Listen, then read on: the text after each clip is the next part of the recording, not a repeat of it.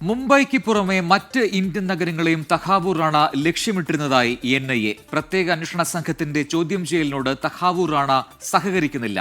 റാണയുടെ ശബ്ദ സാമ്പിളുകൾ ദേശീയ അന്വേഷണ ഏജൻസി ശേഖരിക്കും. NIA ആസ്ഥാനത്തെ പ്രത്യേക സെല്ലിൽ 12-അംഗ സംഘമെത്തിയാണ് തഹാവൂർ റാണയെ ചോദ്യം ചെയ്യുന്നത്. ഈ പ്രത്യേക അന്വേഷണ സംഘത്തിന് പുറമെ റാണയെ കാണുന്നതിനോ സംസാരിക്കുന്നതിനോ മറ്റാർക്കും അനുവാദമില്ല. 24 മണിക്കൂറും നിരീക്ഷിക്കുന്നതിനായി സെല്ലിൽ പ്രത്യേകം ക്യാമറകൾ സജ്ജമാക്കിയിട്ടുണ്ട്.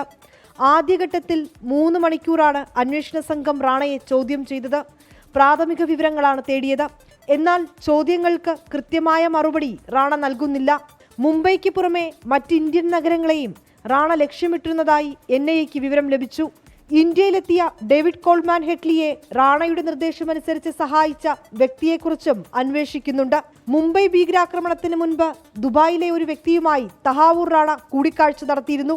ഇയാൾക്ക് ഭീകരാക്രമണത്തിൽ പങ്കുണ്ടോ എന്നും പരിശോധിക്കും. തഹാവൂർ റാണയുടെ ശബ്ദ സാമ്പിളുകളും NIA സംഘം ശേഖരിക്കും.